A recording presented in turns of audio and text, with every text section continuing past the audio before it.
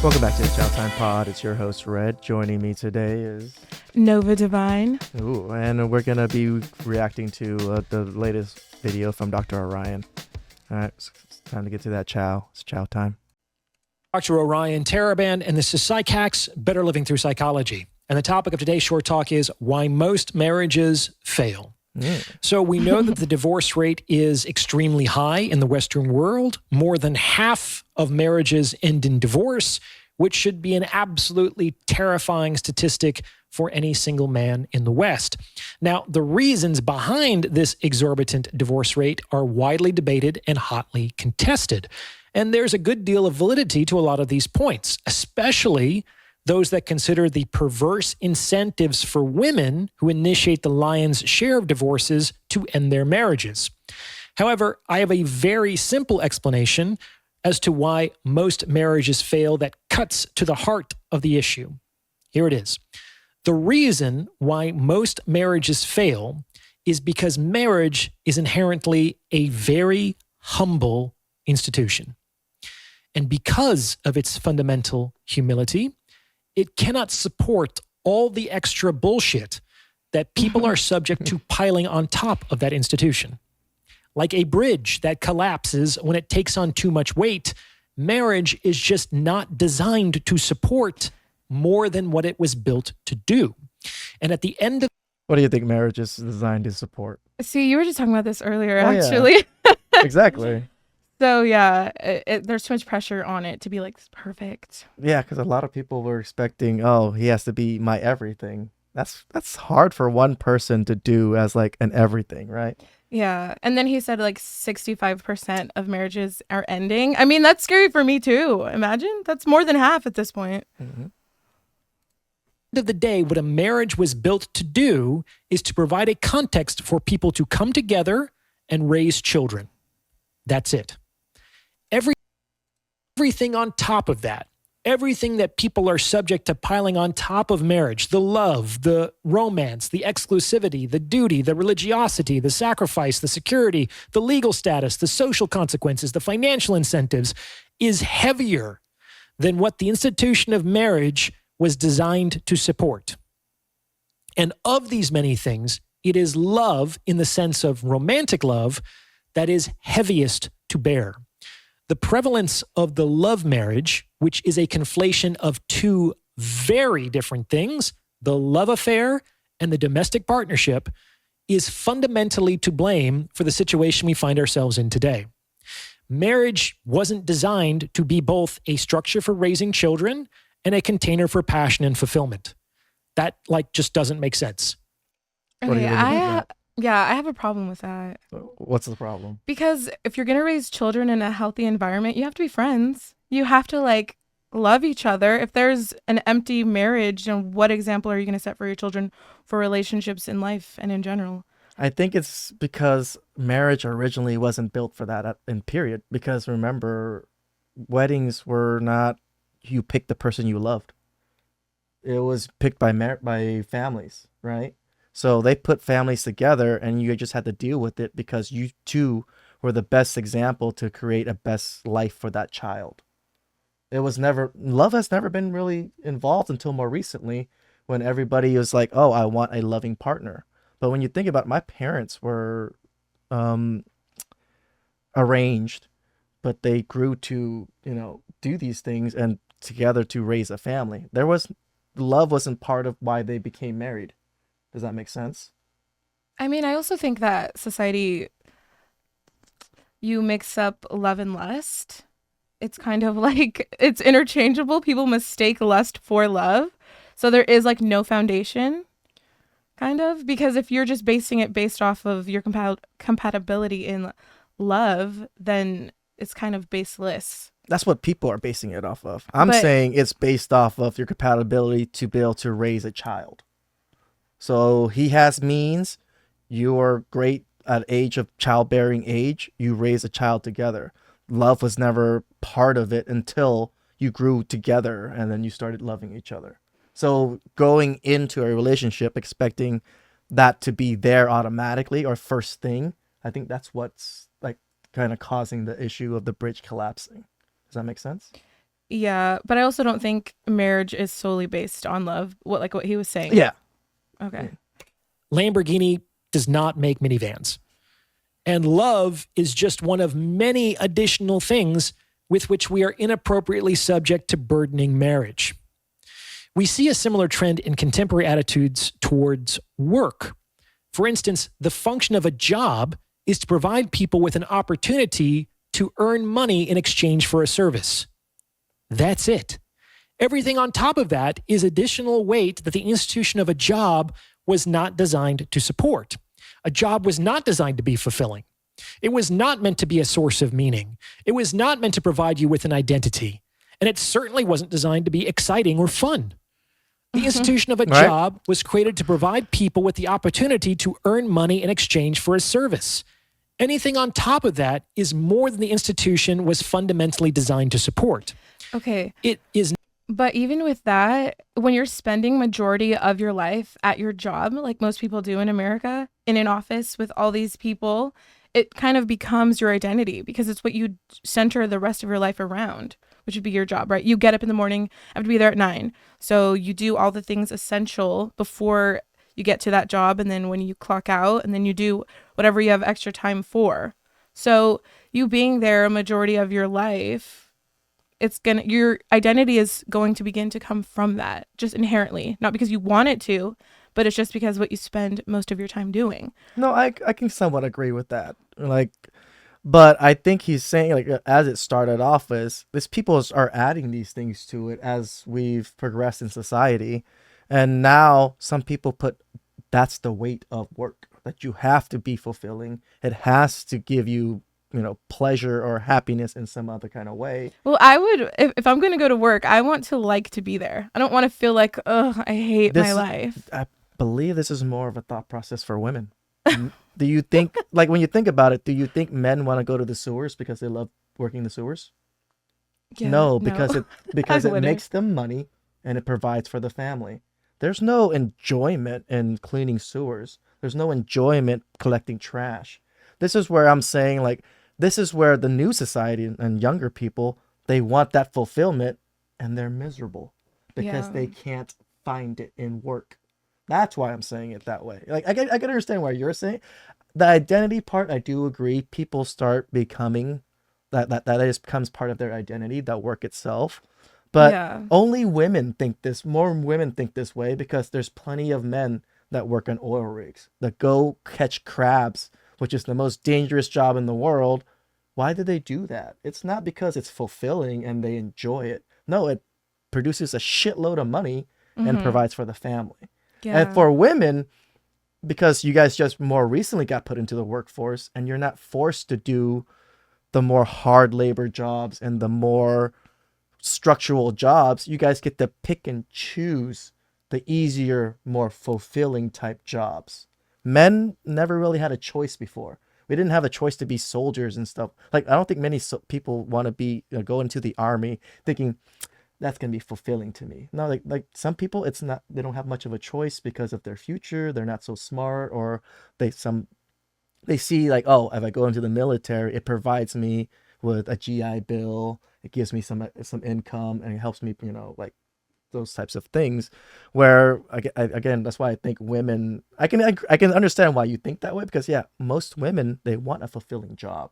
Not saying men don't. I do. I don't want to go somewhere and be miserable. Yeah, I just can't imagine my life that way. Yeah, because I'm not saying men don't want to fulfill, but that's not why they do most of the jobs they do, right? Mm-hmm. It's not necessarily a problem when a job that pays well is not fulfilling. The problem is expecting fulfillment from a job that pays well. Do you understand? Now, before I go any further, if you're liking what you're hearing, please consider sending this episode to someone who might benefit from its message, because it's word of mouth referrals like this that really help to make the channel grow. You can also hit the super thanks button. It's those 3 little dots in the lower right-hand corner, and tip me in proportion to the value you feel you've derived from this episode, because it's your donations that make all this happen. Thank you for your support. So, work and marriage are humble institutions. And for a very long time, marriage was basically understood to be a kind of work. That is, it was two people who joined together to accomplish a specific purpose, namely to raise children. You didn't have to love the person you were doing this with. Hell, you didn't even have to particularly like them. This is what I was talking about. Oh my God. Right? Because before society has progressed to this far, yeah, it was arranged marriages. Women married just the strongest men possible. They might not even love these men, right? They're just the cream of the crop men. Why? Because that was the best outcome for their child. So now everybody's putting that weight of love, that weight of fulfillment in marriage. And it's just like, and it's creating all this tension between men and women, right? Well, now I think because also women are just providing for themselves. So if there is no like love or chemistry, they're like, well, I can do this for myself. I can. That's what women assume, that they can raise kids by themselves, right? They think they can raise kids by themselves. They think that they can just go get IVF or whatever it is and they're fine. But remember, the best outcome for the child. This is how exactly marriage is always set out to be. Mm-hmm. Women now are choosing not to get married and still raise children. And that's why society's where it is, because the best outcome for the child was taken away already. There's no guidance, I think, too. He explains it, I think, later. Much like it is unnecessary for you to love or even like your coworkers in order to do your job. You don't get to choose your coworkers. And my coworkers. For a long time, people didn't get to choose their spouses. But you kind of found a way to make it work because, you know, that's your job. No one really expects to work at a company where their coworkers are their best friends. That is both unrealistic and unnecessary. However, people have no problem believing that their spouses should not only be their co-parents, but also their best friends, and their passionate lovers, and their coaches, and their cheerleaders, and their drinking buddies, and their therapists, and their biggest fans, and their social trophies, etc., etc., etc. It should go without saying, but no one person can be all those things to anyone else. And this is why marriages fail. We want it to be more than it is, and so we expect our partners to be more than they are. One of my favorite authors, Kurt Vonnegut, had an interesting take on this. This is from one of his later collections, God Bless You, Dr. Kevorkian, and he writes, okay, now let's have some fun. Let's talk about sex. Let's talk about women. Freud said that he didn't know what women wanted. I know what women want. They want a whole lot of people to talk to. What do they want to talk about? They want to talk about everything. What do men want? They want a lot of pals, and they wish people weren't so mad at them. Why are so many people getting divorced today? It's because most of us don't have extended families anymore. Yeah. It used to be that when a man and a woman got married, the bride got a lot more people to talk to about everything, and the groom got a lot more pals to tell dumb jokes to. But most of us, if we get married nowadays, are just one more person for the other person. The groom gets one more pal, but it's a woman. The woman gets one more person to talk to about everything, but it's a man. The couple has an argument. They may think it's about money or power or sex or how to raise the kids or whatever. What they're really saying to each other, though, without realizing it, is this: you are not enough people. Ooh. End quote. How do you feel about that? It's true. I do like to talk a lot. So the same thing I'll tell you is I'm going to tell somebody else. Yeah, and men, we don't care. You know, we don't, that's not we like to tell dumb jokes, and yeah, we like pals, but we don't talk to each other the way women talk about their day, and the way women, you know, like, oh girl, yeah, that sucks, you know, and men are just like, when you tell me about your day, I'm like, so should I fix this, or was something wrong? You know, this is how our minds work, and your guys is like, no, idiot, just listen, and then, you know, shut up, and then, you know, comfort me afterwards. And men are just like, so you don't need it fixed, right? You know? That is absolutely correct. The reason why most marriages fail is because you are not enough people. You are not supposed to be enough people. You were never designed to be enough people. And you cannot be enough people irrespective of who you are and who you decide to partner with. The idea that one relationship should replace and supersede so many other relationships is a recipe for disaster. Does that make sense? Well, I also think like our generation is like the first one kind of to be more selfish and more self-consumed. I feel like because of social media and the internet in this age, 100%. people, or women, I guess, more specifically, want to be heard, but they don't want your input because it's about them. Correct. So they want you to listen, but also when you have something to say, it's like, I don't care. Because that's how I feel. Yeah. When he mentioned like coworkers in the office and stuff like that, I'm the same. I could care less about Exactly. about my coworker's wife or his family. Like, cool, I'm happy for you, but why are you telling me? Like, Yeah. I don't. I mean, this is exactly how men feel with our partners and our spouses when they say, like, I mean, I don't really care about their lives or whoever's life you're telling me about, but okay, like, so you kind of understand, like, yeah, because we're not meant to really intermingle that way overall because women always grouped with themselves with women. Okay, but also like there are times when I am struggling at work with a coworker where I would want you to help me resolve that. Like, Oh, sure. what should I do in this situation? Then you would explain it. I'm like, well, this is going on. Most men have that mindset to want to fix your issues off the bat. So even if you're just complaining, it's like, oh man, my job sucks, like this guy was mean to me or whatever it is. Yeah. And our mind is like, all right, then get a new job. like ours Yeah. automatically goes to trying to fix that issue automatically. We don't know when you want it fixed or when you just want to vent. It's hard for men to differentiate the two. That's why if a woman said, I kind of need help with this, and then you explained everything, most men are going to be like, all right, how the fuck are we going to fix this? Because men are problem solvers. That's all they want to do for you is solve your problems. Like at least, good men that, want to solve their partner's problems. My opinion, for marriage to be saved, it needs to be returned to its essential state, which is one of simplicity and humility. This probably isn't going to win me a lot of fans, but we don't even have to conflate marriage with religion. Indeed, actually, a lot of people still conflate marriage with religion because they think that the institution of marriage is purely religious. Do you believe that? Yeah, I'd actually disagree with him. I think in this day and age, in general, in just life, culture, you kind of have to, everything is kind of surrounded or grounded in religion.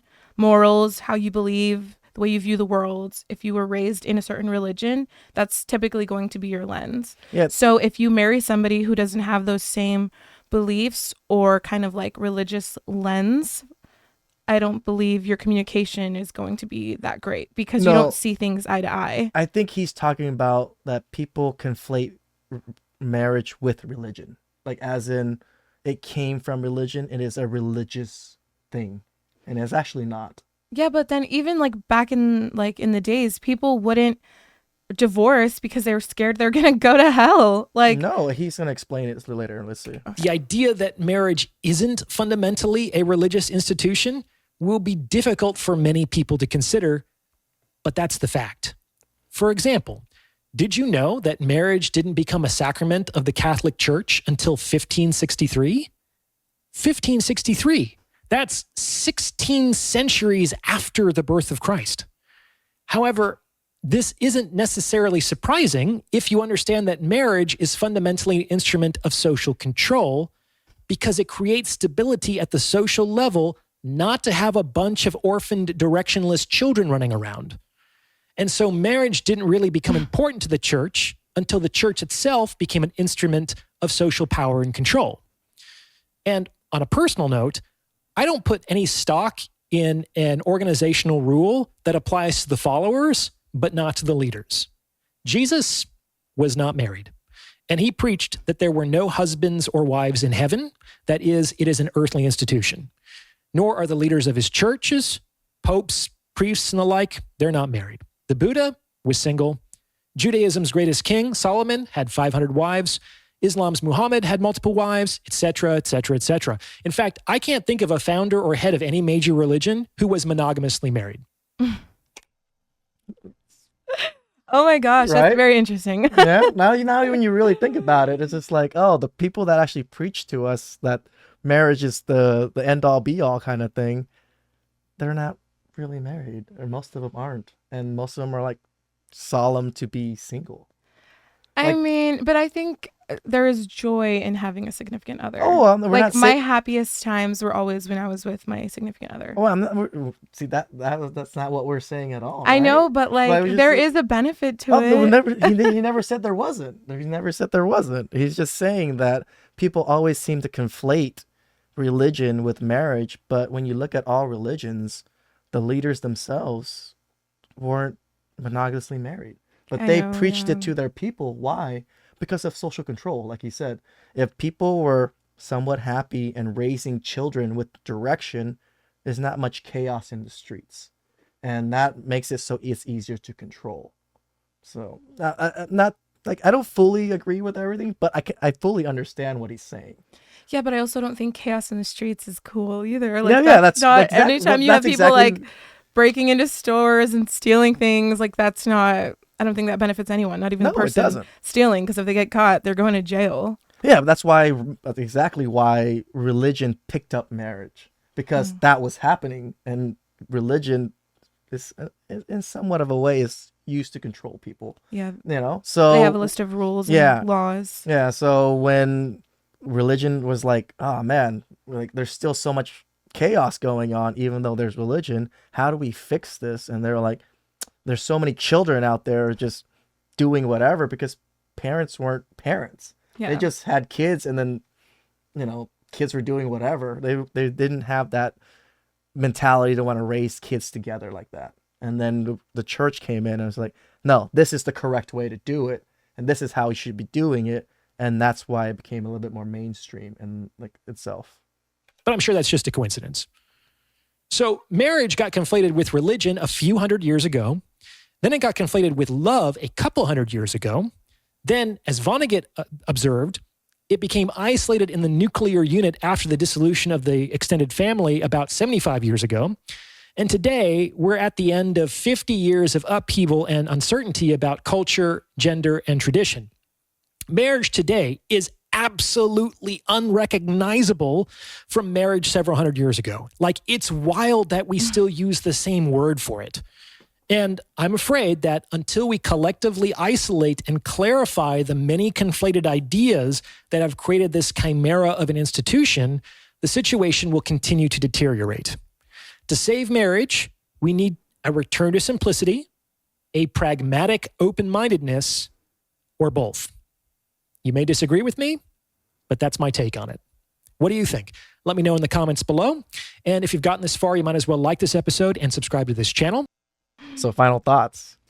Well, I think he's right. So I do think that men and women need like their separate friends away from your spouse, because I think things get iffy when you're like super clingy to each other, when you can't spend any time apart. I love my solitude just in my family. I'm single, but like I am very family oriented. So it becomes too much. Like my mom will be talking to me and I'm like, okay, like I am done. Like I have to go do something. And then I'll just like listen to music or read or just scroll, whatever it is, just to like TikTok. Be alone. I mean, I'm kind of on TikTok, but more Instagram reels. Okay. But like same thing, right? So I think it's essential for the roles to be defined in that way as well. Correct. Like you said, your significant other shouldn't be your everything. And I think what he was saying, like the whole love thing, people put so much emphasis on this because once you don't like that person anymore, because people fall in and out of love pretty easily, right? After a few years, that passion is gone for most people. And then now they're like, wait, do I really love this person? Should I still be with this person? I was like, that wasn't what it was made for. It was, yes, you might get that passion, great, but it was made to raise your children in the best possible way. And people are like, they have children with their spouses, and that love goes away, and they connect the two so much. Like, I'm gonna divorce now. Like, why do you, like, you know what I mean? I think you do need love for that significant reason, because once the children are out of the house, then what? Then you don't need each other anymore in a sense. But then you're going to die alone.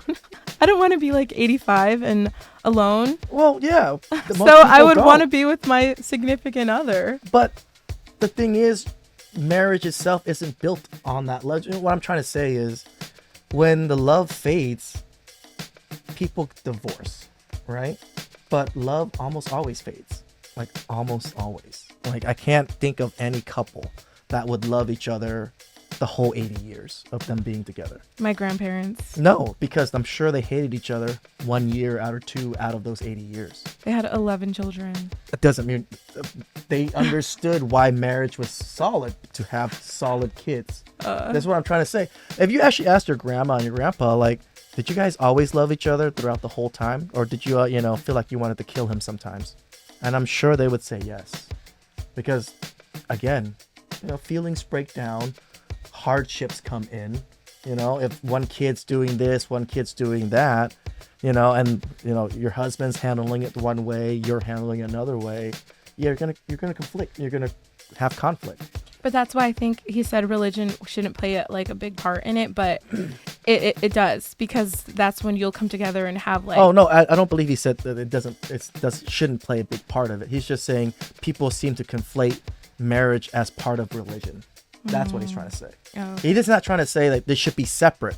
No, he's saying like people seem to think like marriage came from religion, but it doesn't. It came from the just being able to raise children together.